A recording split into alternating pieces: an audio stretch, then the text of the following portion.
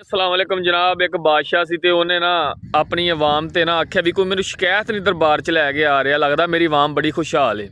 वो जनाब सारे वजीरा मशीरां नाल सलाह करदा है ते वो अवाम ते ना 1 रुपया टैक्स ला दिंदा है। 10 कुछ दिन लंघदे ने ते फिर पुछदा भी हाँ जी कोई आया शिकायत लैके दरबार च? उन्हें कहा ना जी ना कोई नहीं आया। उन्हें कहा चलो इंज करो इन्हां ते 1 रुपया होर ला दिओ, 2 रुपये ला दिंदा है।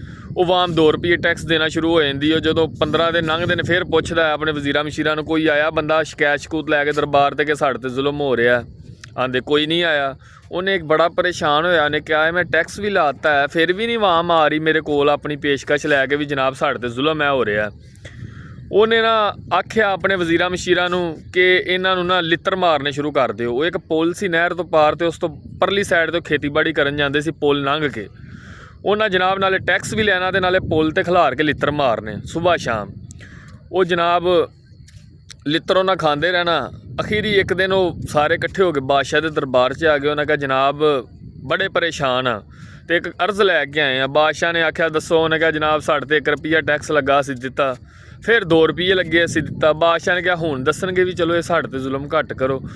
वो ना जिन्या जनाब अखीरी आख्या भी बादशाह साहब फिर उन्हें सानू टैक्स भी लेना शुरू करता तो लित्तर भी मारने शुरू करते। तो एक अर्ज है उन्हें क्या हुक्म करो। उन्हें कहा जनाब लित्तर मारन वाले बंदे वधाओ, लैन च लग के लित्तर खाने पैंदे, टाइम थोड़ा हुंदा है। सो जिवें दी अवाम होवे उवें दे हुक्मरान हुंदे ने। अगों तुसीं आप समझदार जी।